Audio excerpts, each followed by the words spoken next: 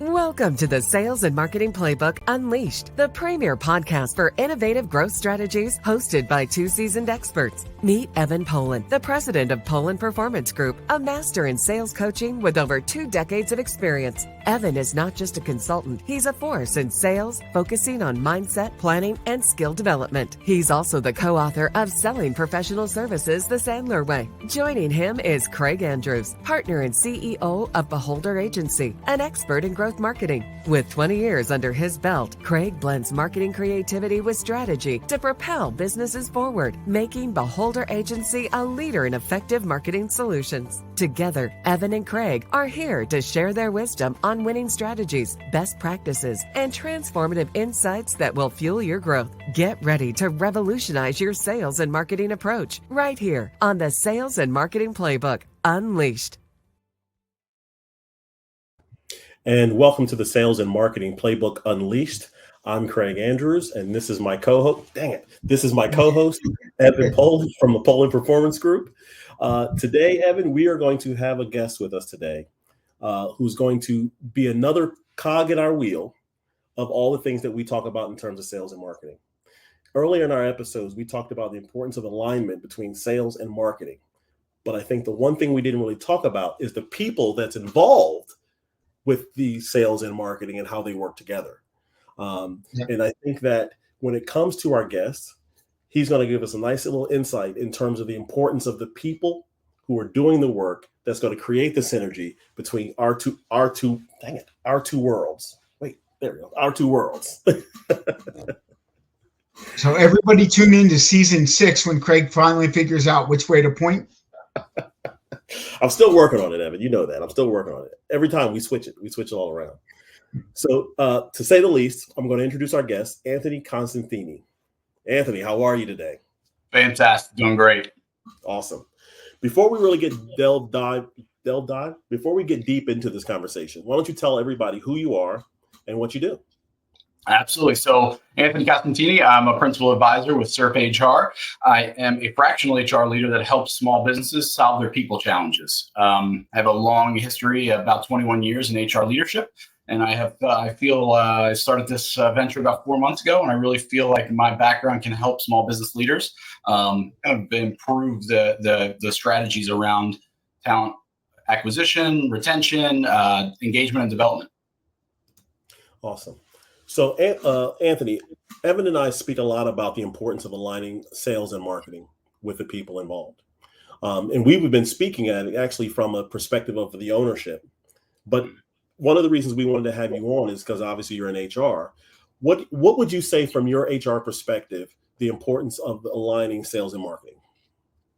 I think you hit on the key word, alignment. And it's simply stated sometimes, but it's missed. And too often in functions like sales and marketing, the objectives and key results are often misaligned, and they reward different behaviors. So a perfect example of that misalignment comes between these two functions are goals and competencies. Especially when you're looking at evaluating performance. Too often I've seen sales maybe focused on revenue growth, straight revenue growth year over year, where marketing is focused on revenue growth in new markets.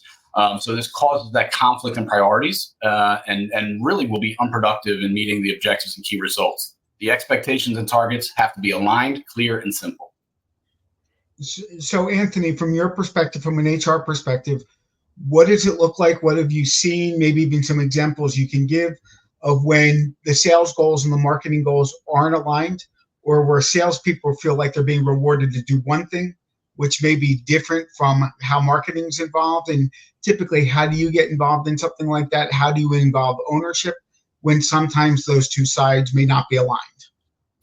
Yeah, and you see that often because it's almost that vocal, the kind of the voice you hear from both functions, that it's, oh, well, sales isn't kind of closing the leads that I'm providing, or how can I sell when my funnel is just incomplete, or these leads are no good. So that's when you start to see a crack in the coherence and the alignment specifically. So right then and there, you should be really looked at, okay, what exactly are the goals for each of these functions? Are they aligned? Like I said, either whether it's one has straight revenue growth, the other may be focused and open in new markets. They really have to be fully aligned. And it's not something that has to be a forever alignment. It really has to be year over year. What is everybody's goal? Or how are you making sure everybody's rowing in the same direction for that year? So that's number one. And number two is really the competencies. What makes somebody successful in these roles for your company? And it's too often where the competencies are just kind of overlooked in terms of, oh, well, it's just an HR thing. It's just just need somebody to show up on time, make sure they're getting everything done. It's like, no, what are the true competencies that make a sales and marketing professional successful at your organization? And how do they align with your core values? They have to be very specific in terms of how they are aligning with your company and its culture. And Anthony, between you and I, the marketing folks aren't listening. We know it's usually marketing's fault, not sales' fault. Yeah, I beg to differ. Thank you. I beg to differ. Thank you very much. So when it comes to things like that you speak about, Anthony, I'm a big data guy. If you've listened to the podcast before, data helps drive me forward in terms of me being successful. Every one of us, whether it be sales or be marketing, we have a set KPIs that we follow. From an HR perspective, seeing what our two worlds are, what type of KPIs would an HR professional be looking at? So I think it depends on the organization, whatever those exactly, like you said, specific KPIs. Now, that's one area where HR can help guide a little bit, but really the sales and marketing team, because they're the professionals and they have the full background in it, should be driving exactly what KPIs make your teams tick. So, and the other thing is it has to be aligned again with the overall organizational goals. So does the organization just want to steadily kind of grow year over year and focus just on revenue growth in the areas that they're focused on? Or do they want to start opening up new markets, look at key accounts? What do they want to do from an organizational standpoint that'll drive the overall growth? So making sure that sales and marketing are both pointed in that direction. So I think that's where HR can really help guide that discussion about, okay, here's your KPI, sales and marketing. How are each of your team members evaluated on it? Again, this is something that is looked at as that HR thing over there. How are we truly evaluating performance based on their goals, targets, and their competencies to make sure that the objectives and key results are really where the company needs them to be? So that's really what I see where HR's focus is, not only on the evaluating performance, but also on the compensation strategy. How are sales professionals being compensated? How are marketing professionals being compensated to make sure it's aligned with the behaviors and the results you want to see? So, and Anthony, what things might a small and mid-sized business owner hear to let them know that things are not in alignment and to let them know that things may need to be addressed? Yeah, it's the finger pointing first. You'll start to see the finger pointing because one team may be held accountable to numbers that they're not hitting, and they might start finger pointing on the other side. Typically in a smaller business, there's one leader over sales and marketing. So that individual really has to identify those key players in both areas and make sure they are fully aligned and talking. That's the biggest piece, communication. So any company, and not even sales and marketing, just overall, companies struggle with accountability and communication. And that is key in these areas, especially to get these very closely aligned kind of functions operating in the same direction. First, you have to talk about how are you talking as a group. And the first thing I see the first thing I ask when there's finger pointing is, why are you having two separate conversations? Why is this not just one conversation focused on sales and marketing? Sales, kind of working and owning the sales funnel, and marketing, how are you filling the sales funnel? I mean, very simple, but it's and just having that healthy dialogue on an ongoing basis, whatever that looks like, weekly, bi-weekly, and really establishing that. The last thing I'll mention is because sometimes HR is looked at as that touchy-feely policy police, but HR can really help provide a framework of healthy conflict. So conflict is going to happen. You can't say, oh, well, conflict isn't going to happen because our culture is so strong. That tells me you don't have a good culture. Right. You have to have that conflict, and healthy conflict, productive conflict, not attacking conflict. So HR can help provide that framework and training on how people can hold each other accountable. It's very important. So I think Anthony's heard us talk before, because one of the stats in one of our first episodes, actually, we talked about if sales and marketing are on the same page, that you can almost, I think the stat that we looked up said a 208% increase in revenue, and only because the left hand and the right hand are working together to move forward. Right. And you touched upon the communication piece. Can you give us an example of maybe in your practice? I know we probably could, where the communication was really the linchpin to somebody taking that next step forward. Absolutely. It was really, so one particular organization I had success with, it was kind of cheating because we built it from the ground up. It was kind of an organic growth, and we really, or not even organic, we really acquired a lot of talent to build up the sales and marketing in North America. And we were able to start from the ground. But the biggest thing was, okay, what is the communication structure? What is the cadence here? Is it going to be biweekly? We settled on biweekly cadence where there's a report out, and the report out is very structured. Sales professionals, here's what you're reporting out on. Marketing professionals, here's what you're reporting out in terms of what those KPIs or what those drivers are, what the gap is, and if there is a gap, how are you closing the gap? That way, it's a very structured, very effective, efficient. People have to be prepared. If they're not, sorry to say this, you kick them out. You got to kind of you have to have everybody prepared. It has to be important, impactful, and meaningful. So these two organizations, they have to be talking, and it got to a great cadence. The one thing that was kind of critical, though, is there were two separate leaders in this. Mm-hmm. The really critical part was if they differed, if there was conflict, they didn't hash it out on that call. There was a separate offline conversation that they came back and said, okay, we're aligned. This is how we're moving forward. It wasn't a disagreement, or is the team seeing this disagreement and saying, well, there's a misalignment here, so this is a struggle, and kind of you lose some attention and some engagement. That was huge. And then those leaders also held their people accountable as well. And then one thing we did do effectively that I haven't really touched on is engaging those teams. So talking to those teams, what is important to them when it comes to evaluating their performance? What do they see as the main, how people can be successful in that organization? What's important to them from a compensation perspective? And then we're able to develop a lot of different processes and programs around that using the feedback. I can't stress the importance of that enough. And Anthony, along those lines, in talking about leadership, and I know that you've worked within a number of organizations, can you kind of give an example of how strong leadership, how strong ownership can help to get everybody on the same page, and what kind of challenges that come up when companies have a weak leader or a wishy-washy leader, or someone who just tells everybody what they want to hear? Absolutely. It's the accountability piece. As a leader, you have to take accountability for you, your team especially. There's no pointing fingers. It's the buck stops with me. I'm going to own this, and this is how we're going to move going forward. Also, addressing poor performance. That is critical for a good leader, because I think now, even more so than in the past, high performers, they don't want to be covering for bad performers. They want to do their job, do it well, and get rewarded for it. They don't want to pick up the slack for poor performers. So a leader has to address that poor performance, especially in the sales and marketing realm, because it's a glaring, it's staring you right in the face. And they have to be able to address that. The other thing I'll say, and it's harder to do than it actually is to say, but even in one-on-one conversations. So Evan, you're kind of one of my sales team members. You're talking to me. I'm kind of talking to you about your performance, just one-on-one. And you're like, oh, marketing, they're killing me. They're really struggling. They're not giving me the good leads. They're just not communicative. You have to shut that down as a leader. There's things you can take from that, but you have to shut it down, because the second those conversations happen behind doors, it starts to fester and foster and really come out in a really unproductive, negative way in kind of that group setting. So those are things that I've seen that good leaders do.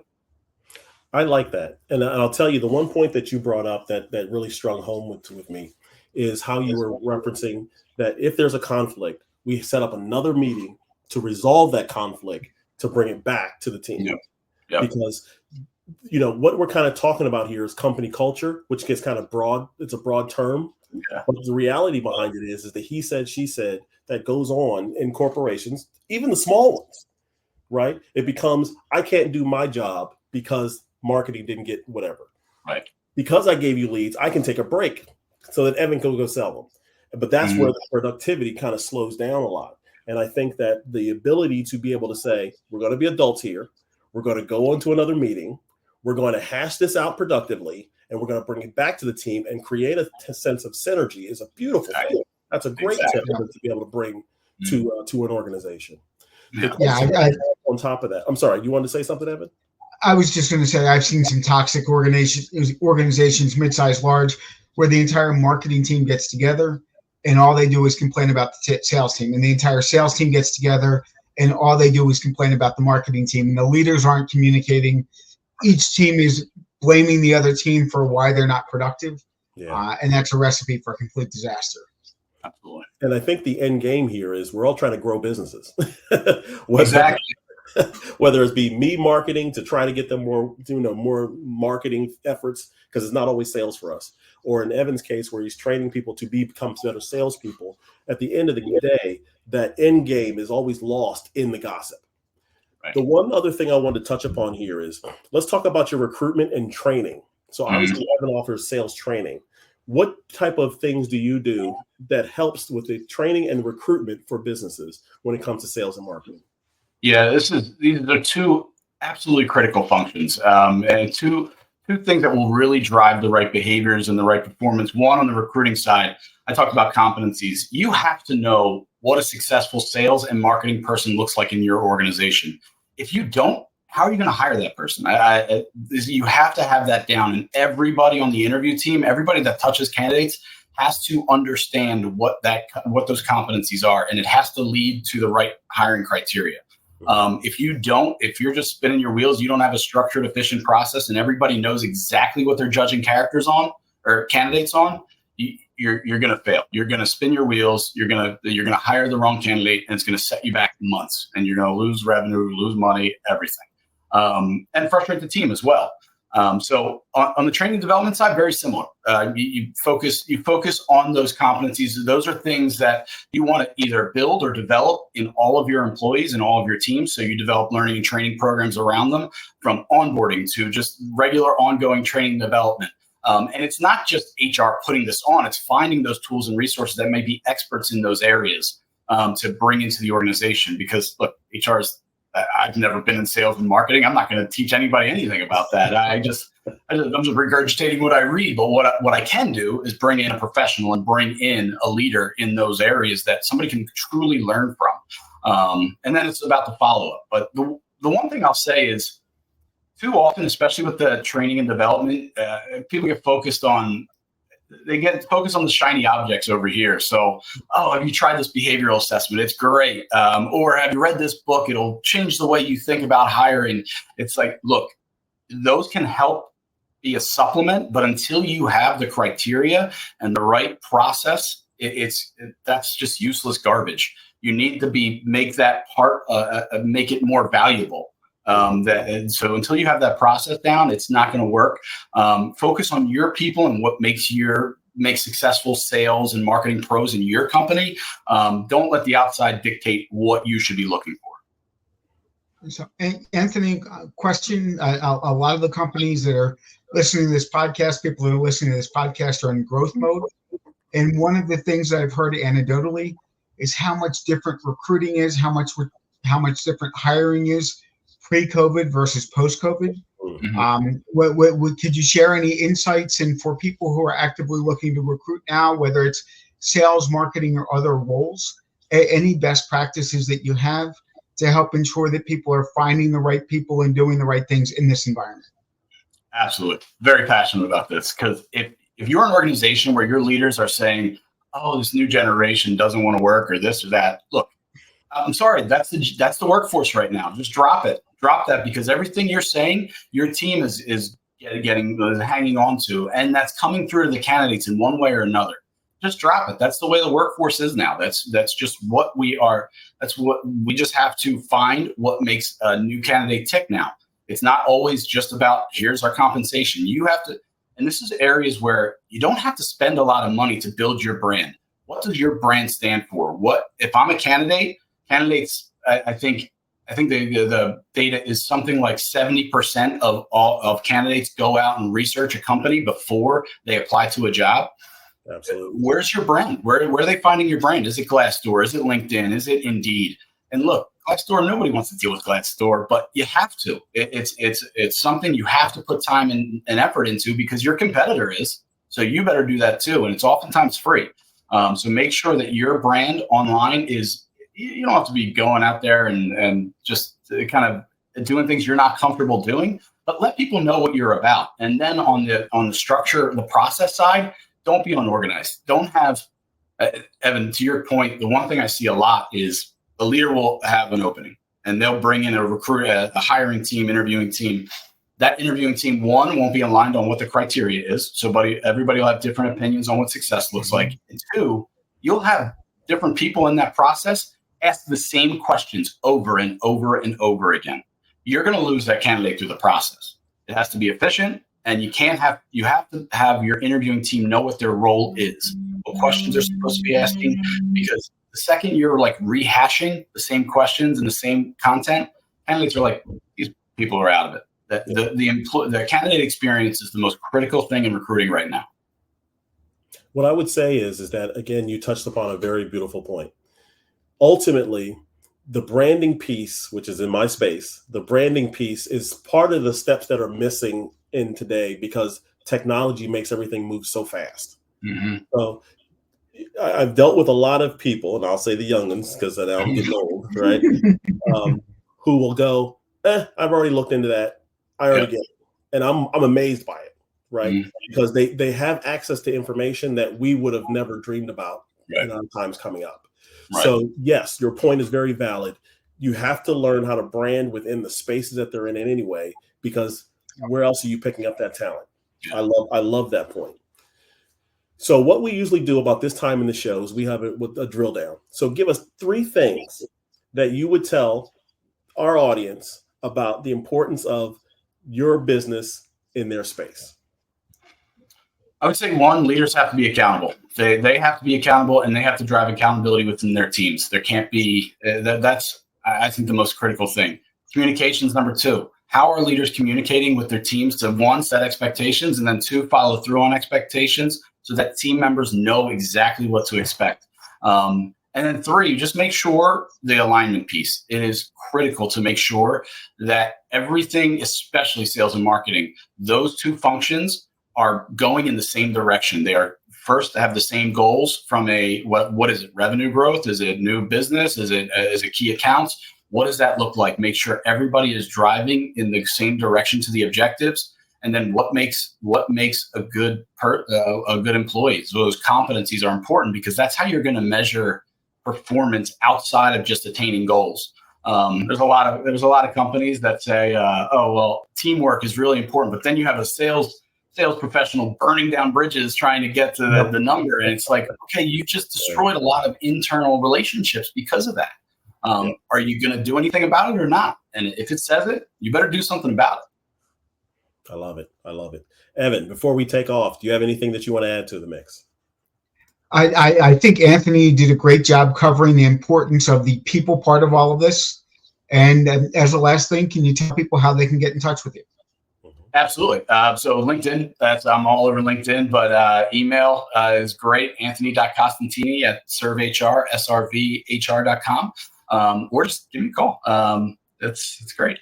And tell them your website. So website it's SRVHR.com and Anthony Constantini. So you can find an advisor, and I'm on there, has my full details. You can also go through there. Awesome. And speaking of LinkedIn, if you guys are listening, follow us on LinkedIn. We're at the Sales and, you said ampersand, right, Evan? Sales and Marketing Playbook.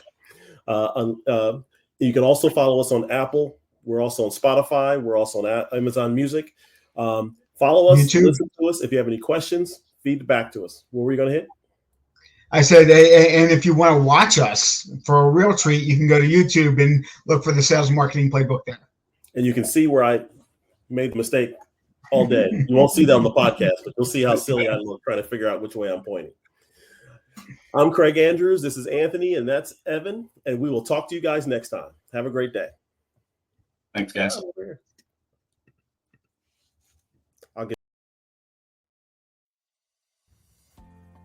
Thank you for joining us on this exhilarating journey through the world of sales and marketing. Remember, the playbook is in your hands and the possibilities are limitless. Keep exploring, experimenting, and innovating, and watch as your business reaches unprecedented levels of success. Don't forget to subscribe to the Sales and Marketing Playbook Unleashed on all major podcast platforms, and follow us on YouTube, Facebook, and LinkedIn for even more exclusive content.